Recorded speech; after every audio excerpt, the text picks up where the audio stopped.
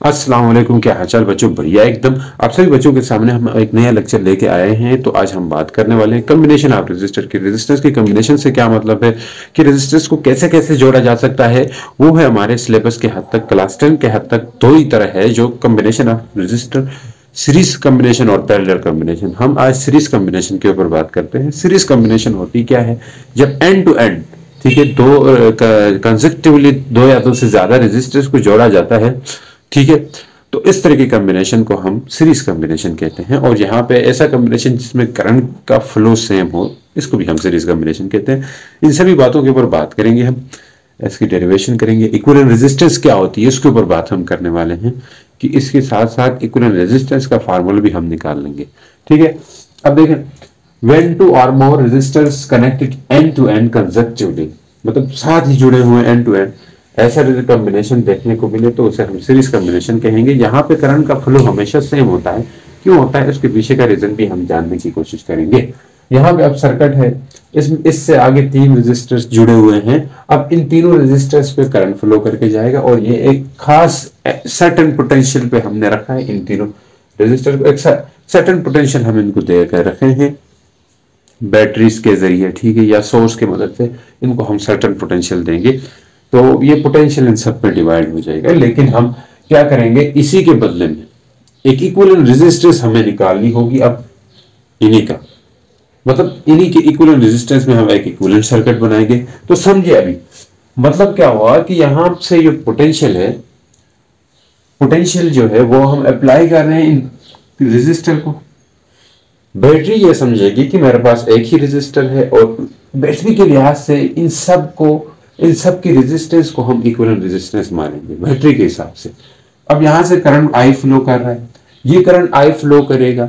Current का flow करने का मतलब है चार्ज का फ्लो करना, ठीक है, चार्ज का फ्लो करना। अब देखें तो ये जो तीनों रेजिस्टर्स है, इन सभी को करंट मिलेगा, इक्वल मिलेगा। कैसे इक्वल मिलेगा, देखें, मान ले करंट का फ्लो करने का मतलब है चार्ज का फ्लो करना। यानी कि मान ले यहां से हम कहें अगर 3 एम्पियर करंट फ्लो कर रहा है, 3 एम्पियर करंट का मतलब है कि 3 कूलम चार्ज फ्लो कर रहे हैं। आपको पता है ना, मैंने हमने पहले भी बात की थी, एक कूलम चार्ज का मतलब क्या है। एक कूलम चार्ज का मतलब ये होता है कि एक कूलम का मतलब है 6 मल्टीप्लाई 10 की पावर 18 कूलम, 18 इलेक्ट्रॉन। मतलब यहां से 3 एम्पियर करंट फ्लो कर रहा है, तो मतलब जहां से 3 कूलम चार्ज फ्लो कर रहा है। अब मान ली ये पॉइंट ए है, ये पॉइंट बी है, ये पॉइंट सी है, ये पॉइंट डी है। अब पॉइंट ए में से कितना करंट फ्लो कर रहा होगा, 3 कूलम। बी से कितना करंट फ्लो कर रहा होगा, 3 कूलम। सी से 3 कूलम भाई, डी से 3 कूलम। क्यों इतना 3 कूलम फ्लो कर रहा है, कि मतलब कि बीच में ऐसा कोई रास्ता तो नहीं है जहां पे चार्ज गायब हो जाए, गायब तो नहीं हो सकेगा, इसीलिए चार्ज सेम फ्लो करेगा सभी पॉइंट में से। इसलिए चार्ज अगर सेम फ्लो कर रहा है तो हम ये मान सकते हैं कि करंट भी सेम है। भाई चार्ज के फ्लो करने के लिए एक ही रास्ता है, तो जितना चार्ज इंटर हुआ था इतना चार्ज लीव भी करेगा। यानी कि जितना करंट आया था उतना करंट जाएगा भी। अब पैरेलल में यही काम नहीं होता, वहां बहुत सारे पाथ होते हैं। मतलब पैरेलल में अगर देखें बहुत सारे रास्ते होते हैं, तो बहुत सारे रास्तों में से करंट क्या हो जाता है, बढ़ जाता है, और करंट सेम नहीं होता। वहां पे बहुत सारे रास्तों में बढ़ने की वजह से करंट सेम नहीं होता, यहाँ पे एक ही रास्ता होता है इसलिए सेम होता है। भैया मान लो इस चीज को, चार्ज तो गायब नहीं होगा बीच में कहीं। अब यहाँ पे एक ही रास्ता है, और एक ही रास्ते में से चार्जेस को जाना काफी मुश्किल होगा। मतलब रास्ता एक ही है, चार्ज बहुत ज्यादा है, और इसीलिए रेजिस्टेंस जो है वो ज्यादा होती है। इक्विवेलेंट रेजिस्टेंस, इन सब की इक्विवेलेंट रेजिस्टेंस जो तमाम की तमाम जो इक्विवेलेंट रेजिस्टेंस है रेजिस्टर्स की, वो ज्यादा होती है, वो सम होती है। इन तमाम इंडिविजुअल रेजिस्टेंस का सम होती है जो इक्विवेलेंट रेजिस्टेंस है। इसके ऊपर भी हम बात करेंगे, फार्मूला बनाएंगे इसका, तो आपको अच्छे से समझ आने वाली है। समझ आई? अगर करंट क्या होता है, सेम होता है। मतलब आई करंट यहां से फ्लो कर रहा है, तो आई करंट यहां पे भी जाएगा, आई करंट इस रेजिस्टर पे भी, आई करंट इस रेजिस्टर पे भी, आई करंट। अब बात करते हैं पोटेंशियल। पोटेंशियल क्या रहेगी? पोटेंशियल जब हम जहां से जहां जाएंगे, मतलब ये पहले वाले रेजिस्टर की बात करें, अगर इस पहले वाले की बात करें, अब ये मैं चीजें मिटा रहा हूं कुछ ताकि ज्यादा गंद न बने। फिर करंट तो सेम हो गया, ये चीज आपको पता कर दी। अब अगर हमें देखें एक चीज ध्यान से सुने कि यहां से जहां जाएंगे तो ये वाला रेजिस्टर जो है इसका ये वाला एंड ए जो है वो हाई रेजिस्टेंस से जुड़ा हुआ है, मतलब हाई रेजिस्टेंस बोल रहा हूं, हाई पोटेंशियल से जुड़ा हुआ है। तो मतलब यहाँ का पोटेंशियल हाई होगा, यहाँ का पोटेंशियल हाई होगा और यहां से बी तक जाते हुए पोटेंशियल ड्रॉप हो जाएगा V1। कि पोटेंशियल तो खाता है रेजिस्टर, इस पॉइंट के बदले में ये इसका पोटेंशियल कम होगा। अगर डायरेक्ट देखें तो यहां और यहां में ये हाई पोटेंशियल होता है, ये बिल्कुल लो पोटेंशियल होता है। तो मतलब लो पोटेंशियल क्यों हो गया वहां पे? लो पोटेंशियल इसलिए हो गया क्योंकि बीच में रेजिस्टर लगे हुए हैं, उनकी बदौलत पोटेंशियल है वो ड्रॉप होती है, इसलिए यहाँ पे हाई पोटेंशियल और यहाँ पे लो पोटेंशियल होगा। समझ रहे हो? तो यह यहां से यहां जाते हुए पोटेंशियल V1 ड्रॉप हुआ, यहां से यहां जाते हुए पोटेंशियल V2 ड्रॉप हुआ, यहां से यहां जाते हुए पोटेंशियल V3 ड्रॉप हुआ। अब पोटेंशियल का तो ड्रॉप देखने को मिल रहा है यहाँ पे। अब मैं कहूं भाई यहां कितना पोटेंशियल ड्रॉप हुआ, आप ये बताएं हमें, आप ये बताएं हमें। तो हम बता सकते हैं वो है V1 का पोटेंशियल ड्रॉप हो गया, जो वो इक्वल होगा IR1। ओम लॉ के मुताबिक हम बता सकते थे कितना पोटेंशियल ड्रॉप हुआ इस सीरीज में। तो V1 इक्वल होगा IR1 और इसमें V2 किसके इक्वल होगा? IR2। V3 किसके इक्वल होगा? V3 इक्वल होगा IR3। ये चीजें नजर आ रही है, ये हमारे पास पोटेंशियल ड्रॉप का आ गया इनका। अब इन सब का पोटेंशियल कितना ड्रॉप हुआ होगा? इन सब का पोटेंशियल कितना ड्रॉप हुआ वो हम इस तमाम सर्किट, इस पूरे सर्किट को हम एक सर्किट से रिप्लेस करेंगे जिसे हम इक्विवेलेंट सर्किट कहते हैं या इक्विवेलेंट रेजिस्टेंस कहते हैं। तो वो इक्विवेलेंट सर्किट ये है जिसमें रेजिस्टेंस RE है, वो RE इन तमाम के रेजिस्टेंस के बराबर होगी। ऐसा करना होता हमें, हमारा मतलब यही है कि इन सब की रेजिस्टेंस कितनी होगी हमें ये कैलकुलेट कर देना होता है जब दो या दो से ज्यादा रेजिस्टर जुड़े हुए, इसी को तो सीरीज कॉम्बिनेशन कहते हैं।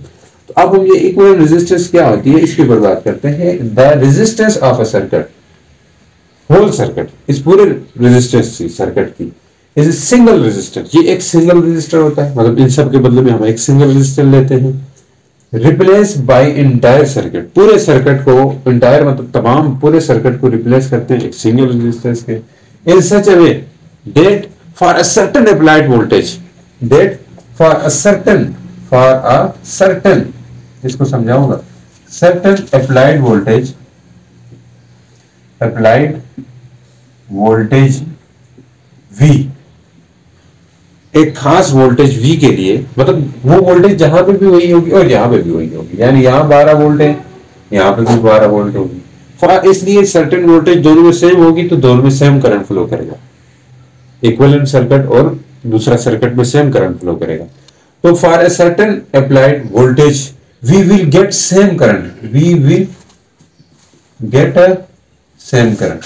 तो हम सेम करंट वो लेंगे, सेम करंट आई हमें मिलेगा, ठीक है, हमें मिलेगा। तो मतलब इसकी जो वोल्टेज है V है तो वो किसकी इक्वल होगी?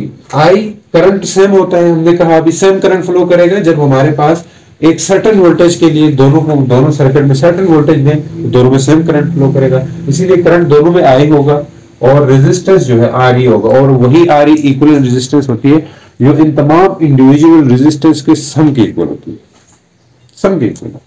अब हमें पता है जो इक्विवेलेंट रेजिस्टेंस है वो किसके बराबर होगी? हमने कहा इन सब के इक्विवेलेंट जो पोटेंशियल, वहां पे जो पोटेंशियल है अप्लाइड वोल्टेज है वो यहाँ पे इस सर्किट में इन सभी रेजिस्टर का जो पोटेंशियल है उस सब के सम के बराबर होगी। मैं फिर से रिपीट कर रहा हूँ, यहाँ पे जो पोटेंशियल हमने दिया है इसमें वो पोटेंशियल इन तमाम, क्योंकि हमने यहाँ और यहाँ सेम पोटेंशियल रखा है ना, तो यहाँ का जो टोटल पोटेंशियल है वो इन तमाम रेजिस्टर्स में जो पोटेंशियल ड्रॉप है उसी के इक्वल हो रहा है, उसी के इक्वल हो रहा है।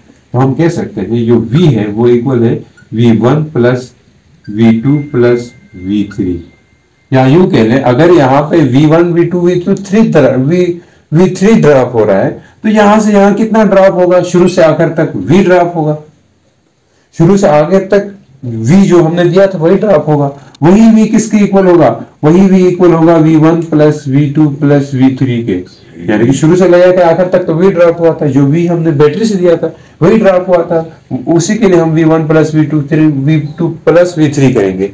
यहाँ पे इसलिए मैंने कहा V1 plus V2 plus V3 के लिए। अब V किसकी इक्वल है, यही भी तो यही था हमारे पास IRE, तो लिख दो ये होगा IRE इक्वल टू V1 क्या लिखेंगे IR1 plus IR2 plus IR3।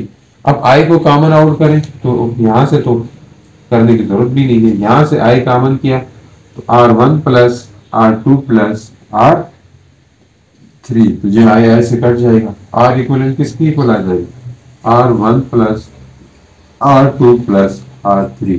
तो ये है इक्विवेलेंट रेजिस्टेंस।